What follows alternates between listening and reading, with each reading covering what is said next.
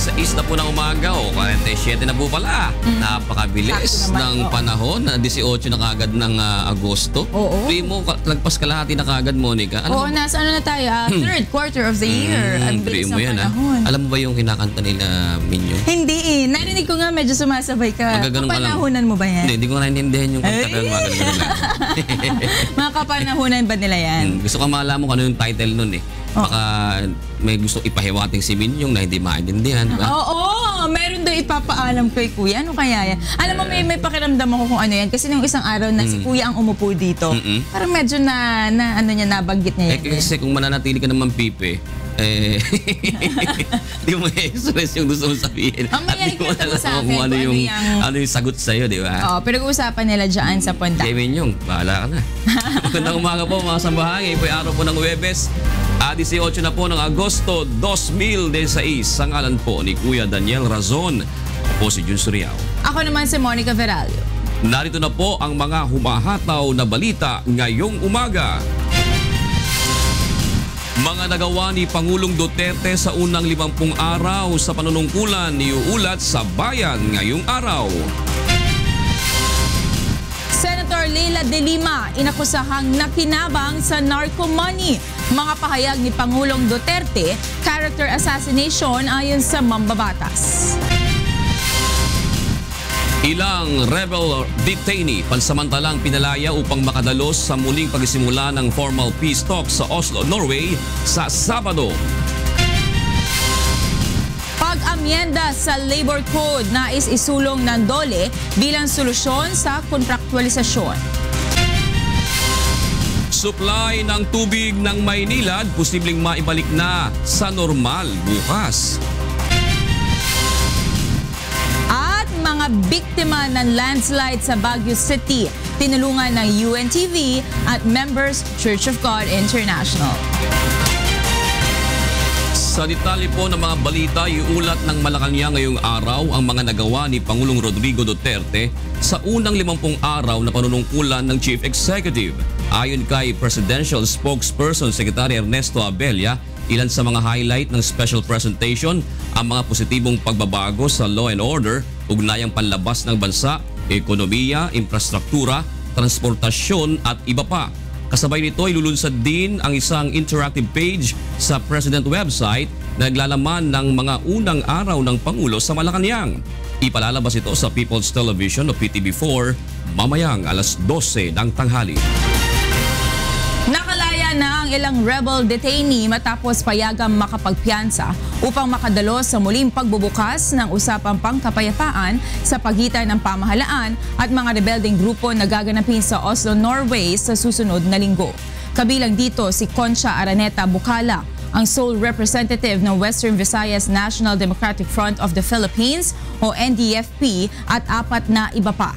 Pinasalamatan naman ni Communist Party of the Philippines founder Jose Maria Sison si Pangulong Rodrigo Duterte dahil sa ginawa nitong pagpapalaya sa mga consultant ng NDFP. Nilinaw naman ni Sison na nananatili silang magkaibigan ni President Duterte sa kabila ng pagkakaroon ng hindi pagkakaunawaan dahil sa issue ng ceasefire.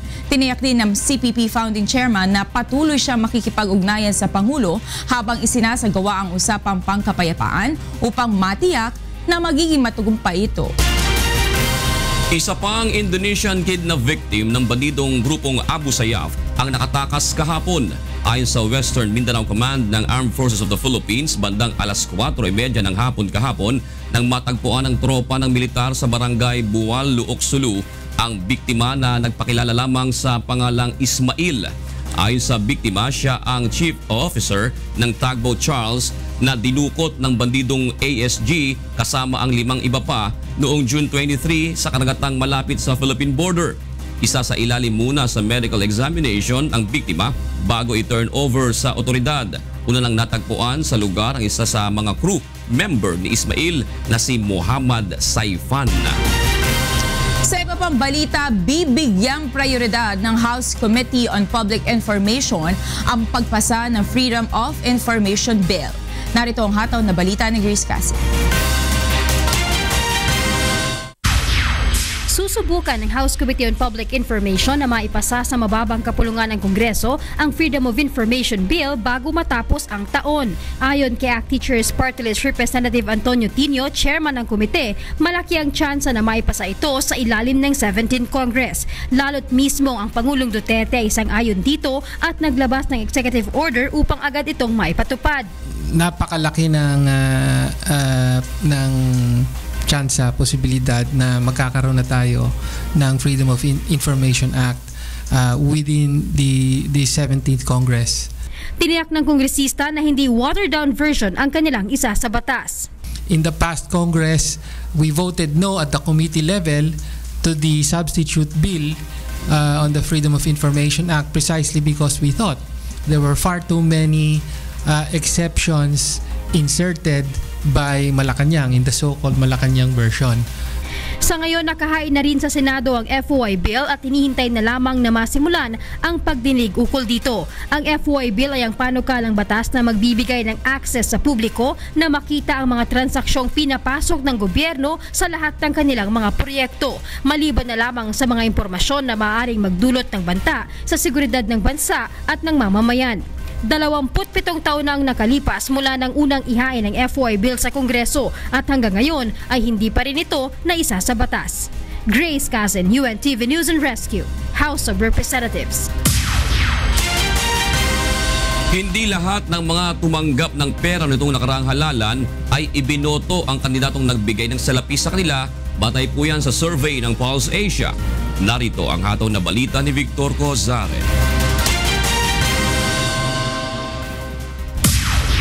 Nagsagawa ng survey ang Pulse Asia nitong Hulyo sa nasa 1,200 tao sa buong bansa kaugnay sa nakaraang May 9 elections. 92% ang nagsasabing mabilis na ilabas ang resulta. 93% naman ang nagsabing ito ay naging maayos. 95% ang nagsabing wala silang nakitang insidente ng karahasan at 89% ang naniniwalang katiwa-tiwala ang resulta ng halalan. The ratings being given, I believe, are largely because of the presidential results. It's possible that the source of distrust, at least not in terms of distrusting, but not trusting in balanced Luzon, could be traced to dissatisfaction possibly with the turnout for the vice presidential race. 83% ang nagsabing walang nangyaring dayaan sa kanilang lugar. 22% naman sa mga respondent ang nagsabing inalok sila ng pera o ng material na bagay kapalit ng kanilang boto. Sa datos na ito, 74% o 3 sa bawat 4 na inalok ang nagsabing tinanggap nila ito. Malaking porsyento sa mga tumanggap ay nagsabing hindi nila matanggihan ang libreng regalo, habang ang iba ay nagsabing kailangan nila ng pera. Ayaw nilang ipahiya ang nag-aalok o di kaya ay pagkakataon na nila ito upang makakuha ng pakinabang mula sa mga mayayaman at makapangyarihan. Subalit sa mga umaming tumanggap sila ng pera, 18% lang ang nagsabing ibinoto nila ang kandidato o ang mga kandidatong nagbigay nito. 28% naman ang hindi ibinoto yung kandidatong namili ng boto, habang 49% ay nagsabing hindi ibinoto ang lahat ng mga sangkot sa vote buying. Subalit para sa COMELEC, hindi pa rin katanggap-tanggap ang katwiran na tanggapin na lamang ang pera, subalit iboto naman ang iba. Hindi namin ina-advise yun. Mali yan eh. So, hindi dapat tumatanggap ng pera para bumoto. Ayon sa COMELEC, ang pagpapaigting pa rin sa voters' education ang nakikita nilang paraan upang labanan ang vote buying. Pinagbabawal yan, no? It's an election offense. Kaya lang nga, mahirap patunayan kasi nga kailangan mo dyan, ang tumestigo ay yung nagbenta ng kanyang boto. Pero kung siya ititistigo na nagbenta siya, siya rin ay makukulong eh. Victor Cozare, UNTV News and Rescue, Manila. Posible namang maalis sa pwesto ang mga opisyal ng Philippine National Police o PNP sa mga rehiyong may mababang accomplishment sa kanilang kampanya laban sa iligal na droga.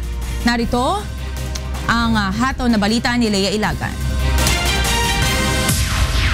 Nananatili Tanggiling talamak ang bentahan ng droga at mababa ang accomplishment laban dito ng ilang barangay na sakop ng Bicol Region, Western Visayas at National Capital Region. Ito ay batay na rin sa assessment sa Command Conference kasama ang mga regional directors. Sa tala ng PNP sa Oplan Double Barrel mula July 1 to August 12, nasa 25,206 ang sumukong drug user, 2,468 ang pusher habang 148 ang napatay at 1,251 ang naaresto ng NCRPO. Sa Police Regional Office 5 naman, nasa 34,056 ang sumukong user, 1,890 na pusher, 23 ang napatay at 448 ang naaresto. Sa Police Regional Office 6, nasa 24,886 ang sumukong user, 1,959 ang pusher, 3 lamang ang napatay at 226 ang naaresto. Kung babatayin natin yung aking personal standards, okay, they're performing very well.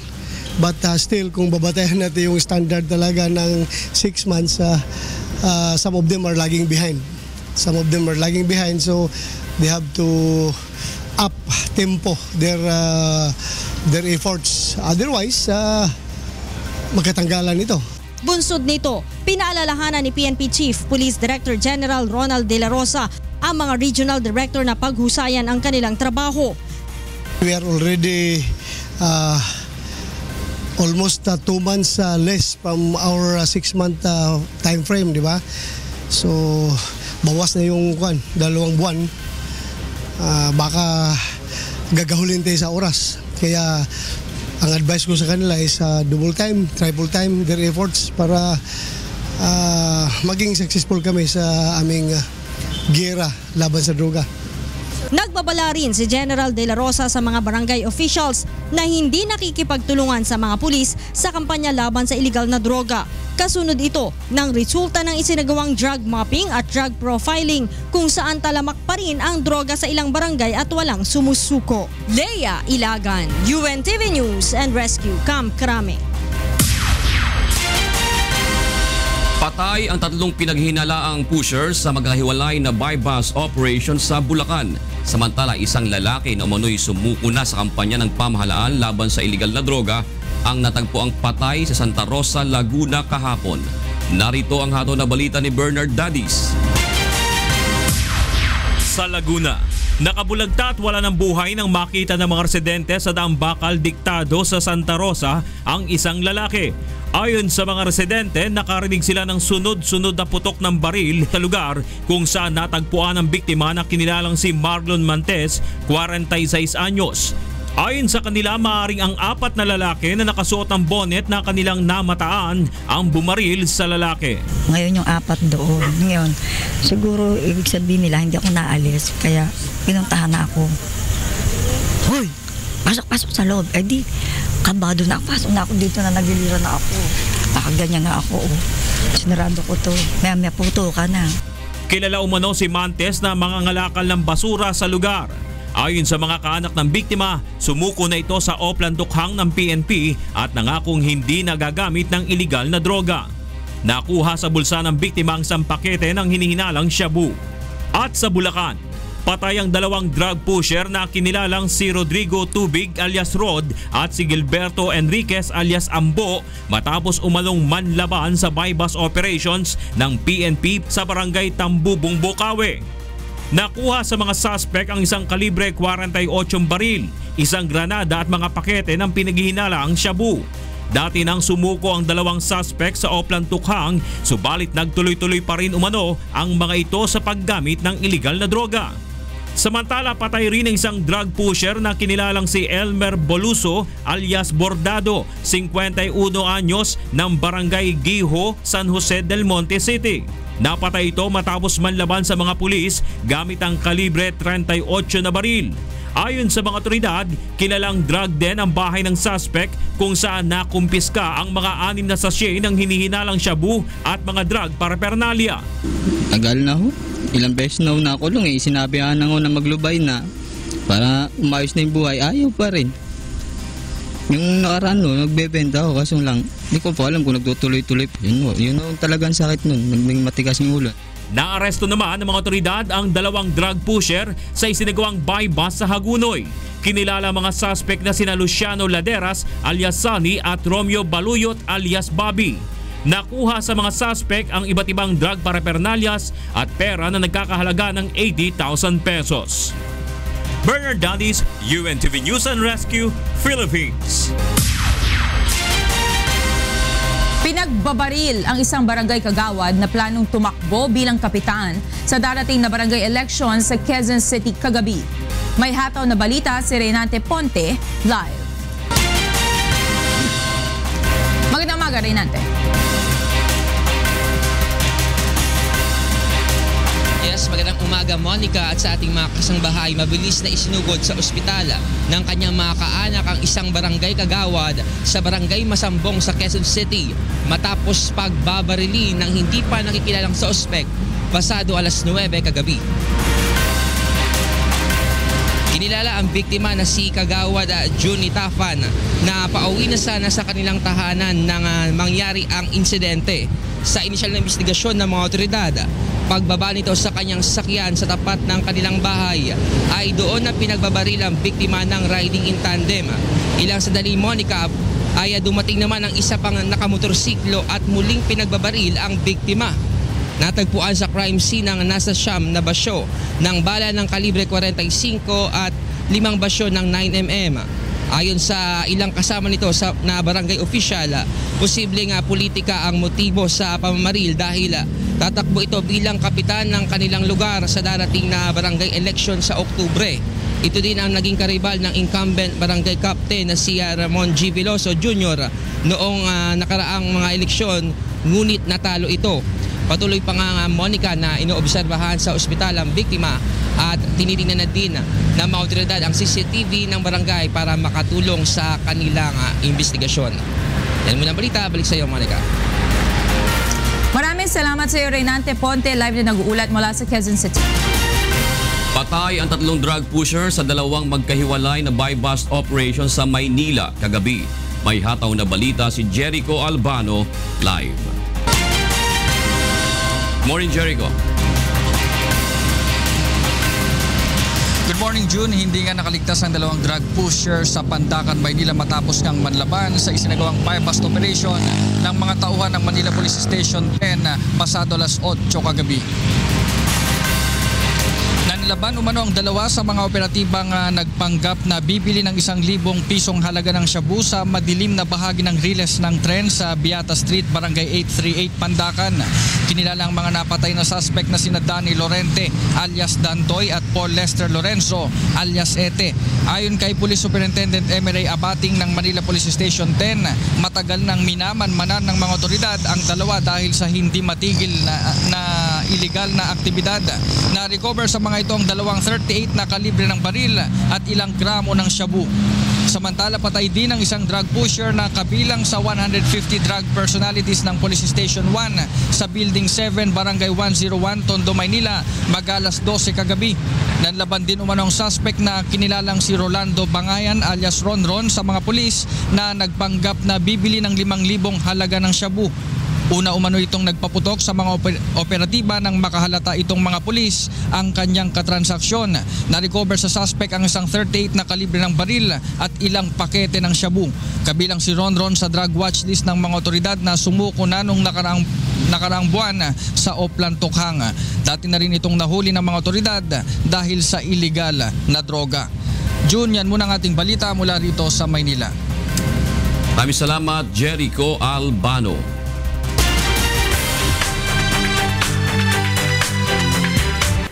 Winasak ng pinagsamang puwersa ng Colombian Air Force at Anti-Narcotics Police ang 3 drug laboratory sa bayan ng Tumaco. Nakumpiska sa operasyon ng 5 tonelada ng cocaine hydrochloride na nadiskubring nakatago sa mga koral ng baboy. Hinihinala ng mga otoridad na ang mga droga ay pag-aari ng mga drug trafficker na hindi naninirahan sa lugar. 12 ang nasawi matapos magkaroon ng sunog sa isang minahan ng limestone sa Gansu Province sa China. 9 sa mga nasawi ay mga minero habang ang 3 naman ay mga rescuer. Iniimbestigahan pa ang sanhi ng sunog. 5:06 in the morning, oras na po para sa huntahan sa Radio La Verdad, 13:50 with Atty. G and Beth Santiago. Good morning! Hi, June! Morning. Monica, Good magandang morning. umaga. Wala si Tata, Nagpupunas pa ng... Tata Richard Jose. Gere. Si Lolo Jose. Hindi, si Harrison Ford Plaza. okay. Nga pala, iba na siya. Nagpakulay na ng buhok. So, si Harrison Ford Plaza. Lolo Jose. Atty.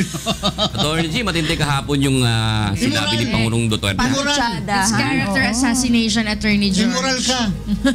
Kuya June. Ako?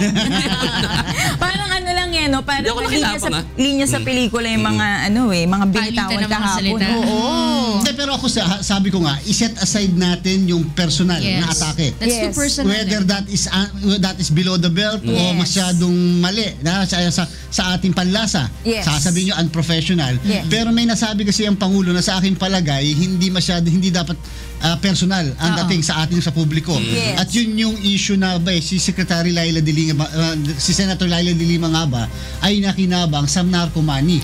Sa aking palagay dapat sagutin ni Senator Laila de Lima. Sumagot kahapon Parang may reaction siya kahapon, parang ayaw niyang patulan. Yes, sinabi niya. Ayaw niyang patulan, And yung it's patutsada. character assassination daw. I don't want to dignify. Correct. Yung patutsada tungkol doon sa driver.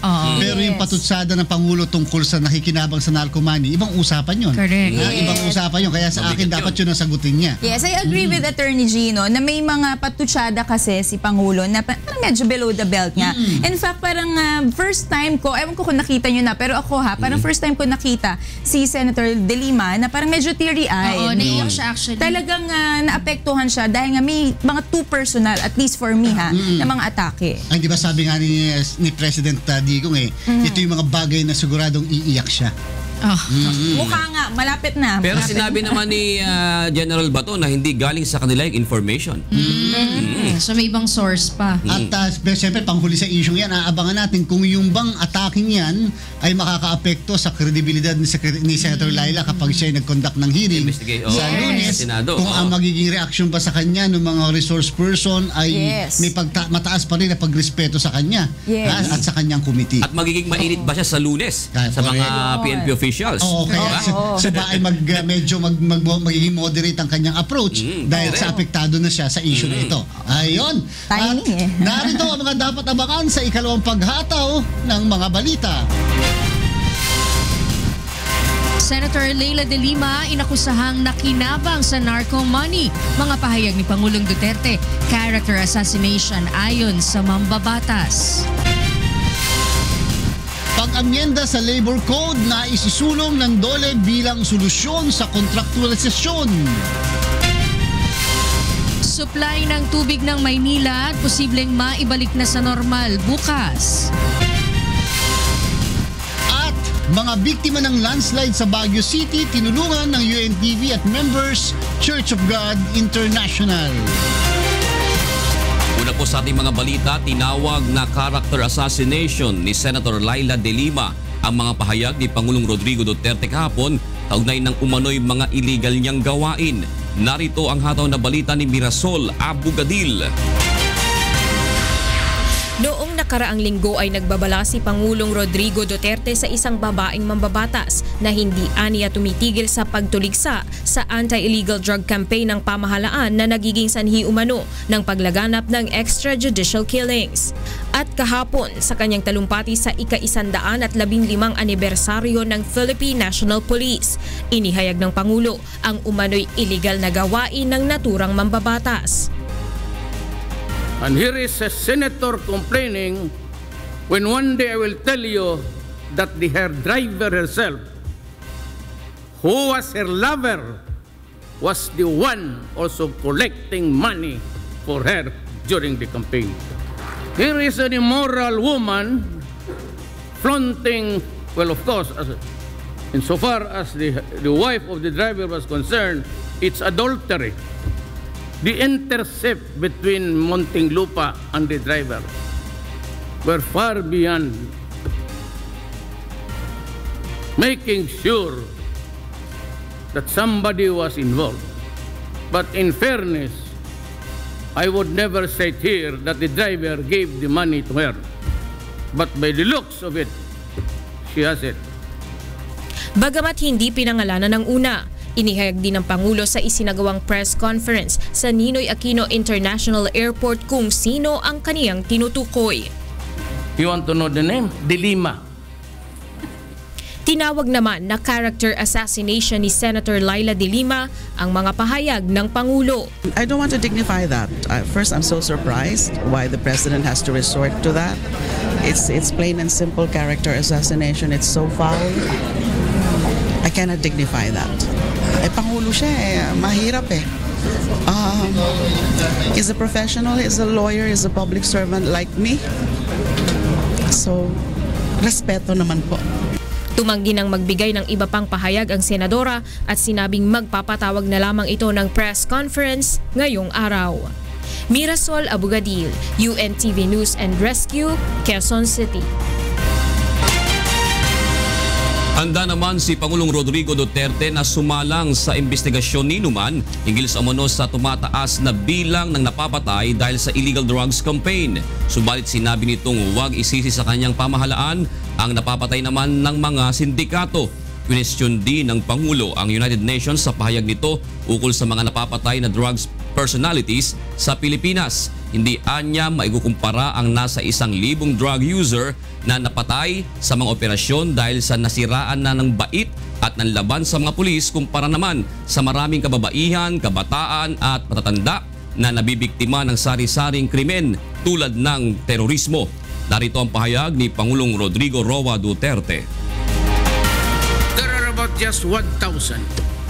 There are a lot of people, innocent women, child, young women, young men, old women being killed elsewhere in this world without even saying the slightest justice. Samantala, inihayag ni PNP Chief Ronald De La Rosa ang mga accomplishment ng pambansang pulisya sa pagdiriwang ng ika-115 anibersaryo nito kahapon. Narito ang hataw na balita ni Leia Ilagan. Ipinagmalaki ng pamunuan ng pambansang pulisya ang pagbabagong nagaganap sa bansa dahil sa mas pinag-igting na kampanya kontra iligal na droga. Sa pagdiriwang ng ika-115 Police Service Anniversary, inatasan ni PNP Chief Police Director General Ronald Bato de la Rosa ang mga pulis na palaging siguruhin ang kaligtasan ng mamamayan. Aniya, hindi naman kinakailangan magbuwis ng buhay upang maging bayani, bagkus ay maging tapat lamang sa serbisyo. Huwag ding maging protektor ng ilegal na gawain at sa halip ay maging magiting sa paglilingkod. Never in previous years have we waged such relentless war against crime and illegal drugs.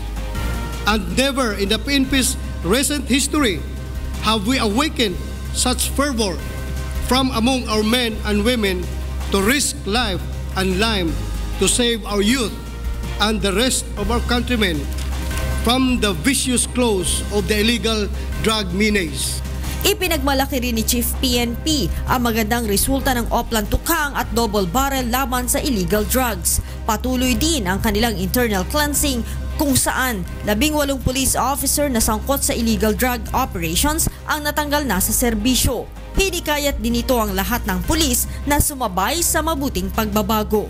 Sa pagpasok ng bagong administrasyon sa pamumuno ni Pangulong Rodrigo Duterte, nagkaroon ng panibagong sigla ang ating kapulisan sa pagpapatupad ng batas at paglilingkod sa bayan.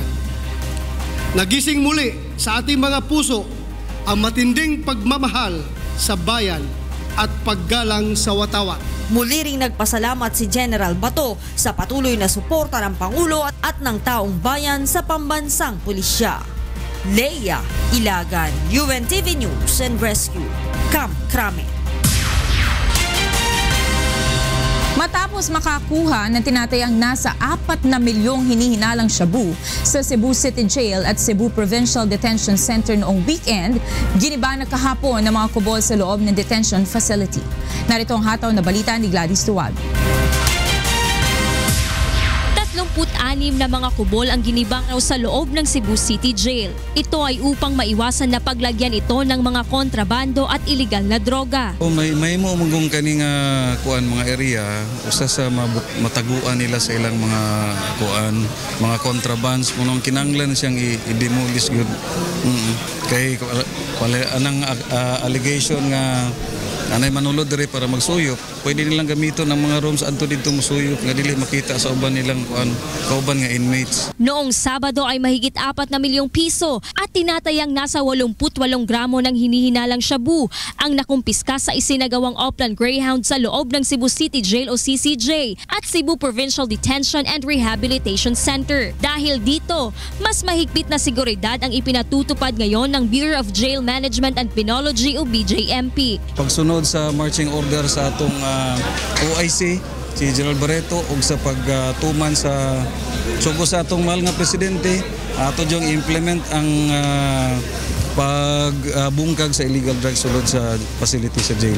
Hindi na pinapayagang makapasok sa loob ang mga pribadong sasakyan. Sa ngayon ay suspendido muna ang pagdalaw sa Cebu City Jail at CPDRC. At sa mga susunod na araw ay ipatutupad naman ang by-batch na pagdalaw bilang bahagi ng monitoring. Ang Cebu City Jail ay mayroong 3,102 inmates. Gladys Tuwabi, UNTV News and Rescue, Cebu City. Sa iba pang balita ay gagalang ni Pangulong Duterte ang anumang magiging desisyon ng Korte Suprema sa petisyong inihaing kaugnay ng pagpapatigil sa pagpapalibing kay dating Pangulong Marcos sa libingan ng mga bayani. Narito ang hataw na balita ni Jun Suriao. Nanindigan ang Malacanang na tuloy ang pagpapalibing kay dating Pangulong Ferdinand Marcos sa libingan ng mga bayani o LNMB. Ito ay kung walang ilalabas na temporary restraining order ang Korte Suprema kaugnay nito. Well, the process is ongoing, but nobody's rushing anything. It's just that people need to respond as appropriately as possible. It seems that everything is starting to move according to arrangements. So, unless there's a TRO or anything like that, it'll proceed as planned. Noong Lunes ay naghain ng petisyon sa Korte Suprema ang mga naging biktima ng batas militar sa ilalim ng rehimeng Marcos upang mapigilan ang pagpapalibing sa dating lider ng bansa sa libingan ng mga bayani. Isa sa batayan ng grupo sa kanilang kahilingan ang nakasaad sa AFP Regulations G161-373 ng isang dating sundalo na nasangkot sa moral turpitude o kahiyayang asal o moral ay hindi kwalipikado sa Republic Act 289 na layong alalahanin ang mga kabayanihan ng mga naging pangulo ng bansa. Nagtakda naman ang Supreme Court ng oral arguments sa susunod na linggo kaugnay ng naturang petisyon. Ayon kay Secretary Abella, kung sakaling maglalabas ng TRO ang SC bago ang paglilipat kay Marcos ay igagalang ito ng Pangulo. If there are any motions and any cases have been filed, then let it proceed, and then the President would respond as he sees fit. The President would abide by the rulings. Una nang lumabas sa mga ulat na sa September 18, isasagawa ang paglilipat kay dating Pangulong Marcos sa LNMB. Ngunit ayon kay Secretary Abella ay wala pa umanong pinal na desisyon kung kailan ito gagawin. Jun Suriao, UNTV News and Rescue, Philippines. Makipagtulungan ng Department of Labor and Employment o DOLE sa Senado upang maamyendahan ng Labor Code upang mawakasan na ang mga maling pagpapatupad ng kontraktualisasyon sa bansa. Narito ang hataw na balita ni Joyce Balancho. Sinimula ng siyasati ng Department of Labor and Employment o DOLE ang mga industriya at mga negosyo nagpapatupad ng contractualization sa kanilang mga empleyado. Kabilang na dito ang mga hotel, restaurant, mall, manufacturing industry, agricultural plantation at iba pa. Sa pagdinig ng Senado, nais nila maamyendahan ang Labor Code dahil maraming butas sa definisyon at implementasyon ng kontraktualisasyon. Once and for all, we need to have a clear definition what constitute labor-only contracting. But labor-only contracting has so many badges or ito po mga sign. Naka-silent po kasi yung batas dyan. This has to be through an implementing rules and regulations. Ayon kay Senator Joel Villanueva, Ang chairman ng Committee on Labor, Employment and Human Resources Development, hinihingi niya sa Pangulo na i-certify as urgent ang panukalang batas upang amyendahan ang labor code. Binigyan linaw naman ng senador na hindi nila nais wakasan ang sistemang ito, kundi bigyan lamang ng klarong limitasyon ang kontraktualisasyon. Yung maling kaisipan ng ating mga kababayan, no, na yung contractual, ibig sabihin mali po yun. Hindi naman po accurate yun. No? Ang ating tinutugis dito at nais itumba ay yung evils of contractualization o yung endo na tinatawag.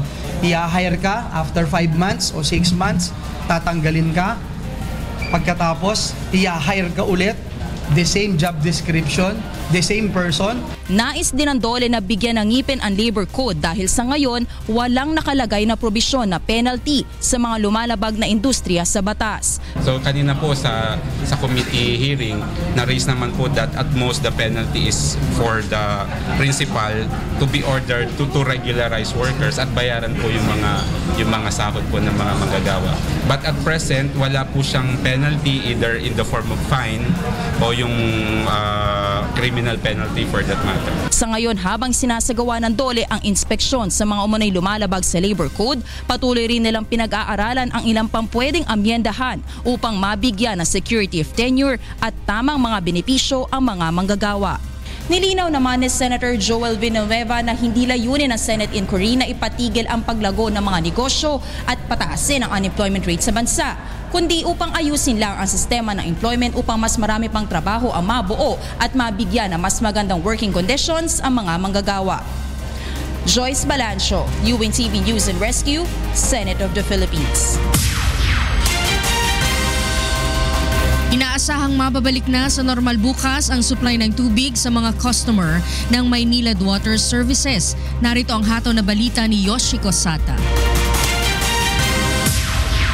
Makararanas na ng normal na supply ng tubig sa Biyernes ang mga customer ng Maynilad sa kanlurang bahagi ng Metro Manila. Kampante si Maynilad Chief Operating Officer Randolph Estrellado na kapag nagtuloy-tuloy ang pagbaba ng turbidity level sa Ipo Dam ay magiging maayos na ang supply ng tubig. As of 12 noon today, below 200 NTU na yung raw water na pumapasok sa ating planta. Kaya full production ho kami ngayon, walang bawas. Kailangang 3 araw makapag-produce ang Maynilad ng 2 milyong litrong tubig kada araw bago tuluyang makabalik sa normal na pagsusupply sa mga customer.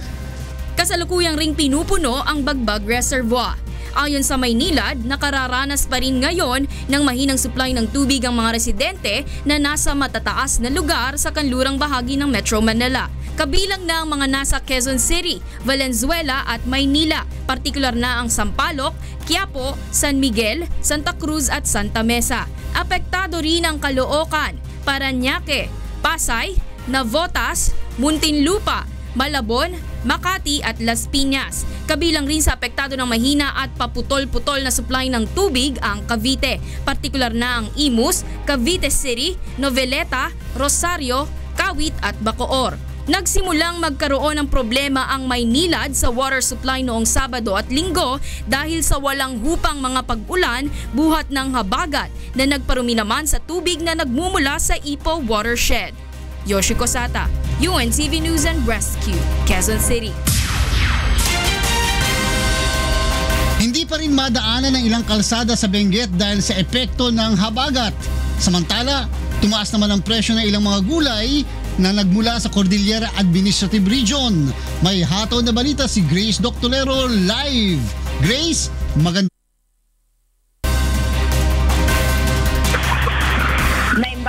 Naimbag nga bigat, Attorney G, nananatili pa ring open-close situation ang ilan sa mga kalsada sa lalawigan ng Benguet dahil pa rin sa mga landslide at rockslide bunsod ng patuloy na mga pag-ulan dulot ng habagat. Ayon kay Regional Director Alex Andrew Uy ng Office of the Civil Defense Cordillera, kasama rito ang Gorel Bukod, Bakayan, Bugyas Road, ang Akop, Kapangan, Kibungan, Bakon Road na one lane possible dahil sa landslide. Sarado naman ang Gorel Bukod, Bakayan, Abatan Road dahil din sa landslide. Na-wash out naman ang kalsada sa may kilometer 329 hanggang 900 Tabak-Bakon dahil sa mga gumuhong lupa. Ang Kiangan Tinok Bugyas Road ay sarado rin dahil sa patuloy na pagkakaroon ng falling rock. Kabilang din sa mga apektado ang Sinipsep, ang Pusungan Road, Bakon at Balili-Suyo Road. Samantala, passable to one lane naman ang Quezon dahil sa mga ilang naitalang pagguho ng lupa. Payo ng Department of Public Works and Highways, Cordillera, mas mabuting sa Marcos Highway na lamang dumaan ang mga motorista na aakyat at bababa ng Baguio. Dagdag dito, wala na silang inilikas na pamilya maliban sa 5 pamilya na unang nailikas dahil sa nakatira ang mga ito sa landslide-prone area. Samantala, Attorney G, bahagya namang tumaas ang presyo ng mga gulay sa Benguet dahil sa hirap ang mga magsasaka na inihin ang kanilang pananim dahil pa rin sa walang tigil na pag-ulan. Ayon sa mga magsasaka, tumaas ng 5 hanggang 10 piso kada kilo ang presyo ng mga highland vegetables, kabilang na dito ang patatas, broccoli, cauliflower, green peas, Baguio beans, celery. Samantala, bagsak presyo naman ang repolyo dahil sa patuloy na mga pag-ulan. 3 hanggang 5 piso ang benta mula sa mga magsasaka kada kilo, 10 hanggang 15 piso naman ang presyo nito sa mga retailers.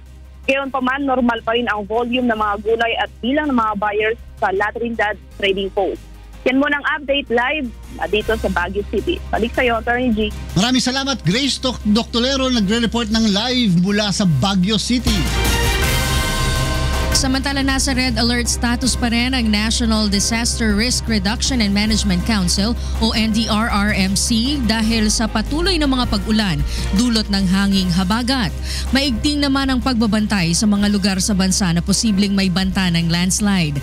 Sa pinakahuling tala ng NDRRMC, umakyat na sa 14 ang nasawi, 6 ang sugatan at 8 naman ang nawawala. May kabuang mahigit 50,000 pamilya o katumbas ng 200,000 tao ang apektado ng habagat sa Region 1, 3, Calabarzon, Region 6, NCR at Cordillera Administrative Region o CAR. Sa iba pang balita, inaresto ng Makati Police kagabi si dating RCBC Rizal Branch Manager Maya Deguito dahil sa kasong perjury.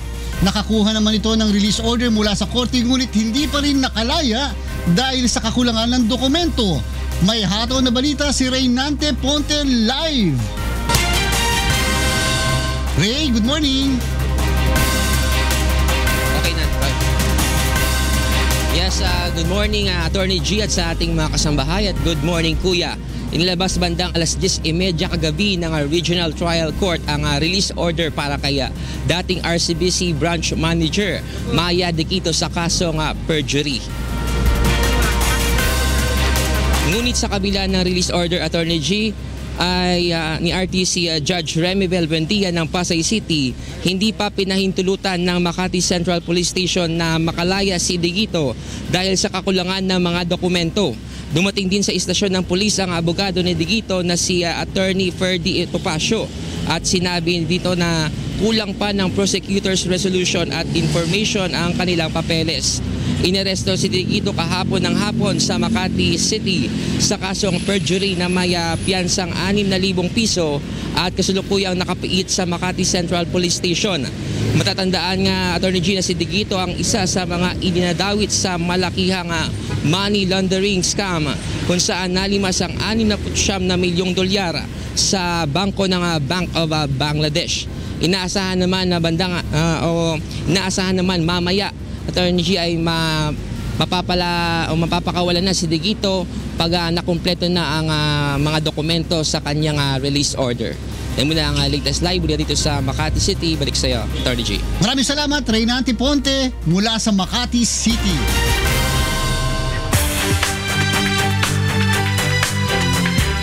Sinimulan na ng World Health Organization o WHO at Democratic Republic of Congo ang isa sa pinakamalaking emergency vaccination campaign sa Africa kahapon.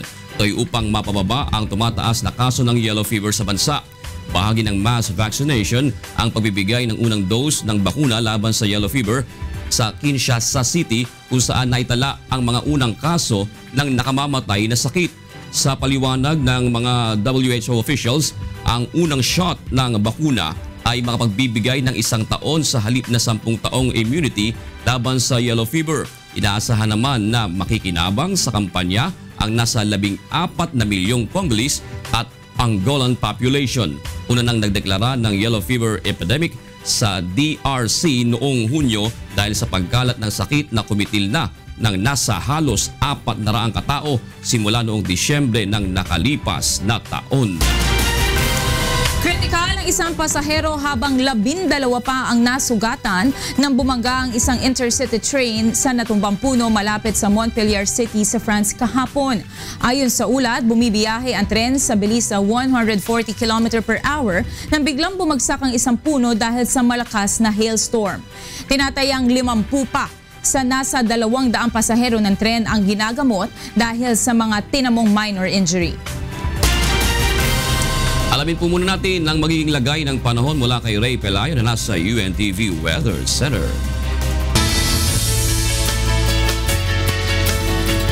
Ray, good morning. Good morning, June. Good morning, Kuya Daniel, sa ating mga kasambahay. Ray, kumusta ba ang ating magiging weather ngayong weekend? May bandang Davao, ha? Medyo magiging maganda yung ating weather. Medyo humihina itong habagat natin dahil walang masyadong impluwensya sa mga sirkulasyon sa labas ng Philippine Air Responsibility, June. Okay, magandang balita yan, Ray. Sige, Ray, ibigay mo na magiging lagay ng panahon sa maghapon. Narito po ang magilagay ng panahon sa mga susunod na oras. Yung pong habagat pa rin ay nakaka-apekto sa may western section ng northern hanggang sa central Luzon. Sa forecast po ng Pag-asa, ang area po ng Ilocos Region, kasama na po ang Cordillera Administrative Region. Yung Zambales at Bataan, makakaranas po ng makulimlim na lagay ng panahon at mahina hanggang sa katamtamang pagulan. Metro Manila at nalabing bahagi ng Luzon, makakaranas naman po ng partly cloudy to cloudy skies at magkakaroon din po ng mga pagulan, pagkidlat at pagkulog. Sa Science Garden sa Quezon City, ngayong araw, maaari pong umabot sa 32 degrees Celsius ang maximum temperature. Gayun din sa may area ng Tuigaraw sa Baguio po, 16 to 20. And then sa may Puerto Princesa City sa Palawan hanggang 33 degrees Celsius. Ang Visayas area, makakaranas din po dyan ng magandang lagay ng panahon pero magkakaroon po ng mga isolated rain showers and thunderstorms. Sa Iloilo City, hanggang 32 degrees Celsius ang maaari pong makita ng temperatura ngayong araw. Sa Metro Cebu, 33 at 34 po sa may area ng Tacloban City. Mindanao po ay magkakaroon din po ng fair weather. Magkakaroon din po dyan ng mga pagulan, pagkidlat at pagkulog, lalo na po pagdating ng hapon o kaya po ay sa gabi. Sa Cagayan de Oro City, maaari pong umabot sa 34 degrees Celsius ang maximum temperature ngayong araw. Gayon din po sa Metro Davao and sa Buanga City. Ang ating pong sunrise, 5:42 a.m. at naman pong sunset, 6:17 p.m. Yan ang ating ulat panahon. Mula naman po't umaraw, huwag natin kalilimutang pasalamatan ang Diyos na lumala. Balik po sa India.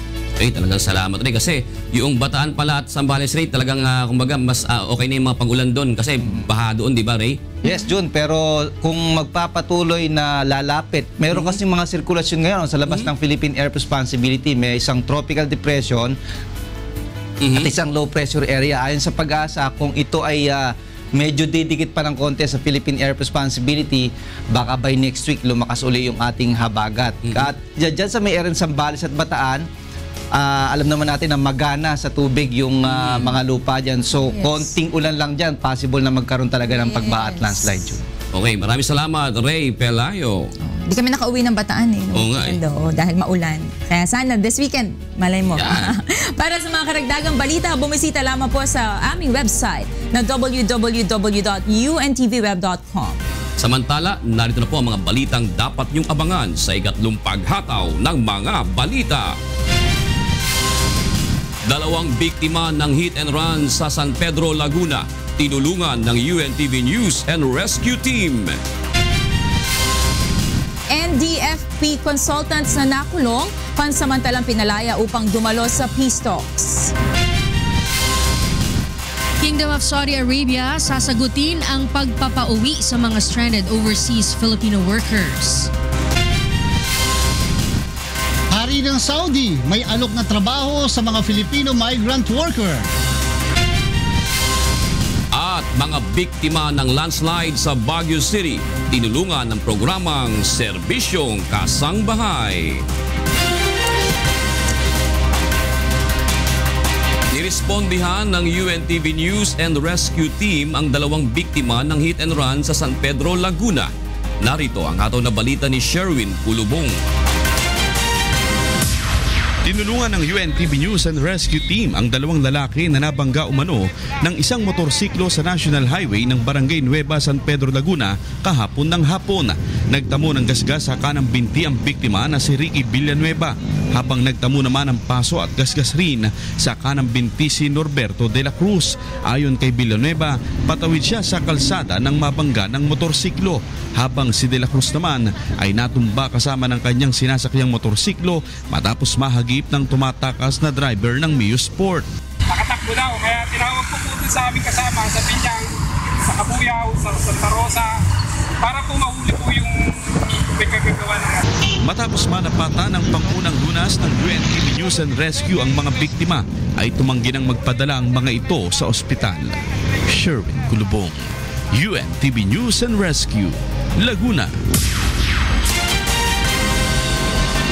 Na trabaho ang hari ng Saudi Arabia sa mga Filipino migrant worker na magnanais na manatili sa bansa. Narito ang hataw na balita ni Jun Suriao. Tutulong ang Kingdom of Saudi Arabia upang mapabilis ang pagpapauwi sa mga stranded overseas Filipino workers doon.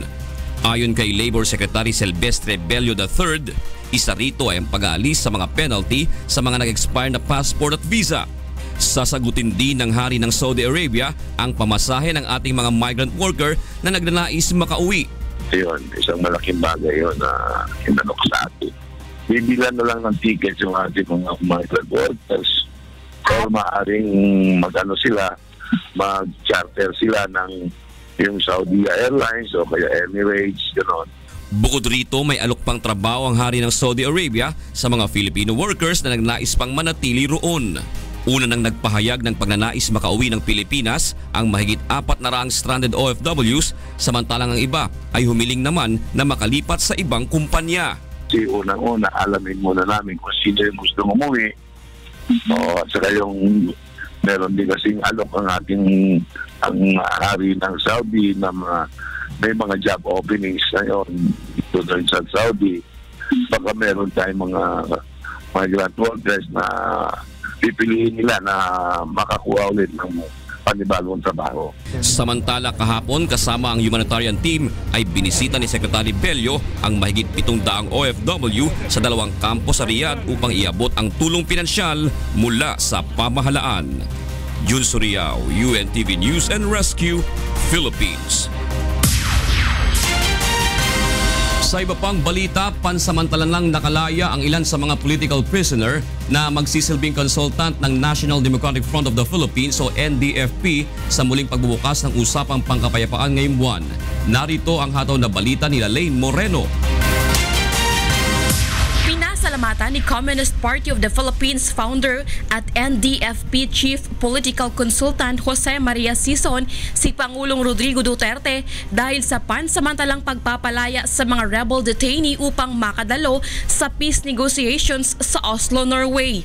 Kabilang sa mga pinalaya kahapon sa Camp Bagong Diwa sa Taguig, sina NDFP consultants Alan Jasmines, Ernesto Lorenzo, Renante Gamara, Perso Alcantara at Ruben Saluta. Gayun din si NDFP Western Visayas Sole Representative Maria Concepcion Concha Bukala na nagpiyansa ng halos kalahating milyong piso. Agosto ng nakaraang taon nang makulong si Bukala sa kasong murder, rebellion at illegal possession of firearms and explosives. Kung wala ako na hilway, hindi ako maka-participate sa talks kasi hindi maka-represent sa Western Visayas nga. Kinahanglan gid man niya bilang consultant. Dagdag pa nito, wala siyang balak maghanap ng asylum sa Norway at handa siyang bumalik ng Pilipinas pagkatapos ng peace talks upang harapin ang mga kasong isinampa sa kanya.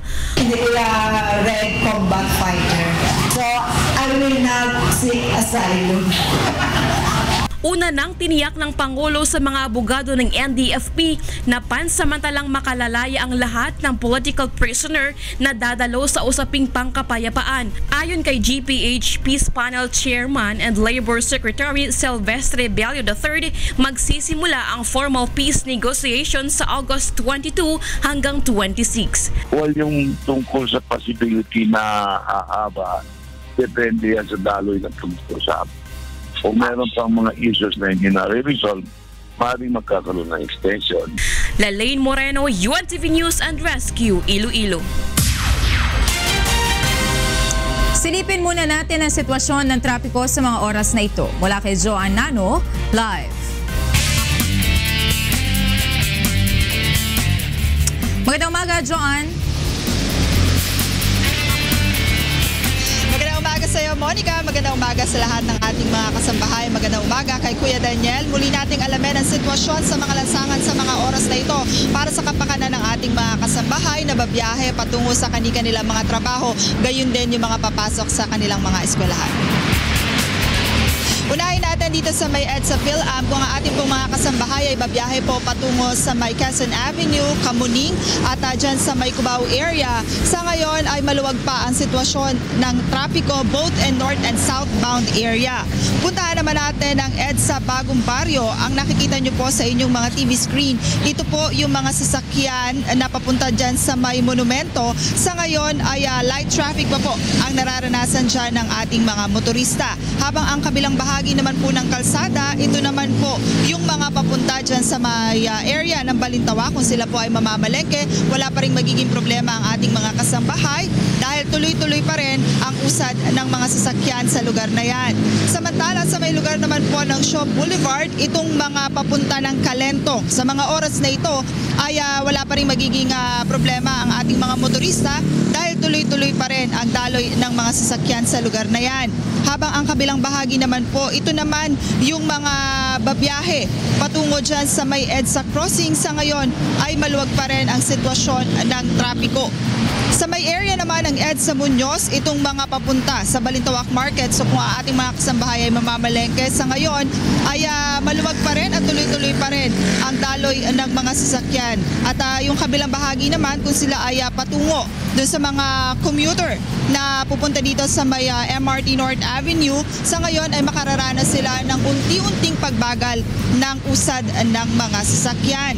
Habang sa may area naman ng Sukat Road dyan sa may Parañaque, kung kayo po ay pupunta dyan sa may Sukat Highway, sa mga oras na ito ay maluwag pa rin ang sitwasyon ng trapiko at gayon din kung kayo naman ay babiyahe patungo sa may lugar ng Baclaran ay mabilis pa rin ang usad ng mga sasakyan sa kasalukuyan. Monica, muli nga natin ipinapaalala sa lahat ng ating mga motorista na ngayon ay araw ng Huwebes, ipinagbabawal sa mga lansangan ang mga sasakyang may plakang nagtatampo sa 7 at 8 hanggang mamayang alas 7 ng gabi. Yan muna ating traffic update. Balik sa iyo, Monica. Maraming salamat, Joanne Nano, live na nag-uulat mula sa Quezon City.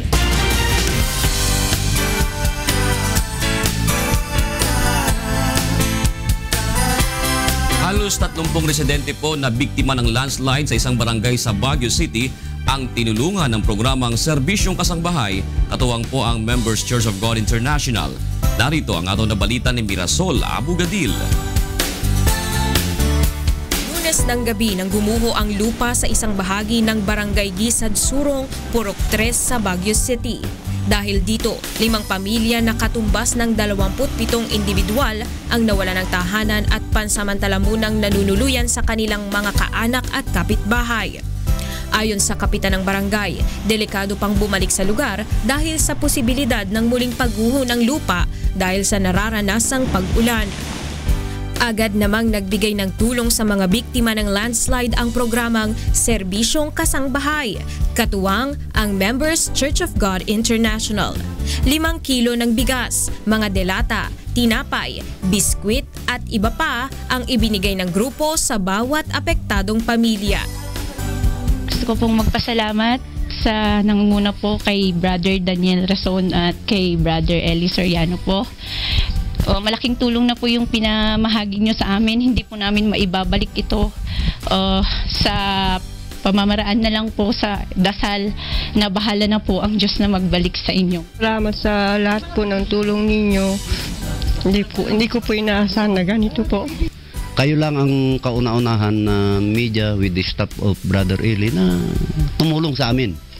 So, ako sinasabi ko, in my 9 years na nakaupong barangay captain, ngayon lang ako nadama ng ganitong tulong. Salamat po sa Diyos sa pagkakataong pinagkaloob niya po sa atin na makagawa ng kabutihan sa ating kapwa-tao gaya ng naituro sa amin ni Brother Eli Soriano at ni Brother Daniel Rason. Kaya sa Diyos pa rin po ang lahat ng pagpapasalamat. Mirasol Abogadil para sa Serbisyong Kasangbahay. Pinagkalooban ng Pangkabuhayan Showcase ng programang Serbisyong Kasambahay sa tulong ng Rotary Club ang pamilya ng 5 taong gulang na batang nangangalakal ng basura. Narito ang hataw na balita ni Jun Soriao. Mahigit sa 10 milyong pamilyang Pilipino ang nagsasabing sila ay mahirap batay sa survey ng Social Weather Station noong nakaraang Mayo. Kabilang na dito ang pamilya ng batang si Totoy na nakatira sa Caloocan City. Sa halip na maglaro katulad ng ibang bata, siya ay tumutulong sa kanyang lola sa pangangalakal ng basura.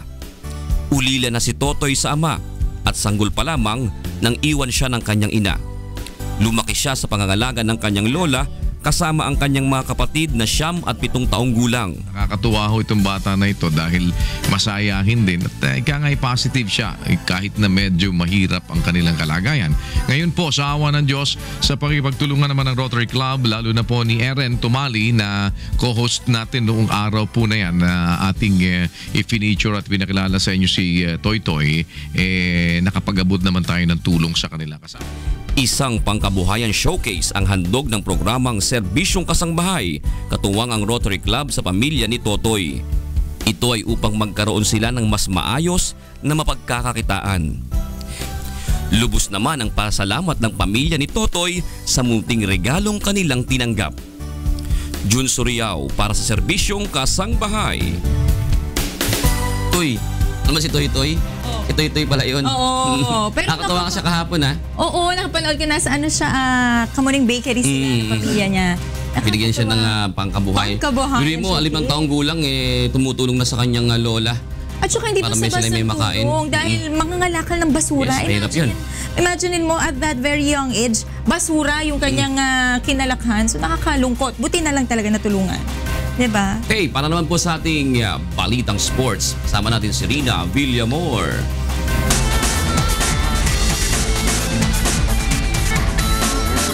Bibigyan ng Senado ng hiwalay na cash incentives si Olympic silver medalist Heidelin Diaz dahil sa pagbibigay ng karangalan sa bansa. Ito ay matapos ipasa sa Senado kahapon ang motion ni Senator Franklin Drilon na bigyan ng incentives si Heidelin na magmumula sa pondo mismo ng Senado. Maging si Senator Manny Pacquiao ay nagbigay ng bukod na cash incentive ngunit hindi na nito sinabi kung magkano. Ayon sa mga senador, malaking karangalan ang naibigay ni Diaz sa bansa dahil siya ang kauna-unahang Filipina na nakasungkit ng Olympic medal sa loob ng nakaraang 20 taon. Masaya ako sa pag-welcome nila sa akin dito, pagpapunta, pagre-recognize sa akin dito. Malaking bagay ito para sa akin, sa mga atleta din, at saka sa mga taong bayan din. Samantala, ngayong araw ang Heroes Welcome ng Philippine Air Force para sa Pinay Olympian, kung saan nakatakda na siyang ma-promote sa trabaho. At yan muna ang latest sa larangan ng sports. Ate Amanya sa Dios Kiser, Junay Monica. Oy, maraming salamat. Rina, yung palang makakalaban ng Pilipinas sa Taekwondo, hindi pala Brazilian. Isa pala ay Mexican. Taga Mexico. Sana manalo tayo. One more. Diba? Sana makaabante man lang sa susunod na round, di ba? Oo. May pag-asa. Siya na lang, no? Siya na lang. Sabi nila malakas na yung pag-asa nitong si Kirsty Elaine Alora. Dun sa mga nababasa ko. Okay. May chance daw. Hey. Pagdasal natin yan. Oo. Thank you, Rina. Para sa iba pang mahataw na balita, bumisita lamang po sa aming website, ang untvweb.com. Alam po mga hatong na balita ng araw po ng Webes, August 18, 2016. Sa kalan po ni Kuya Daniel Razon, ako po si Jus Rial. Ako naman po si Monica Veralio. Susunod na po ang programang Bawal ang Pikon, Get It Straight with Daniel Razon.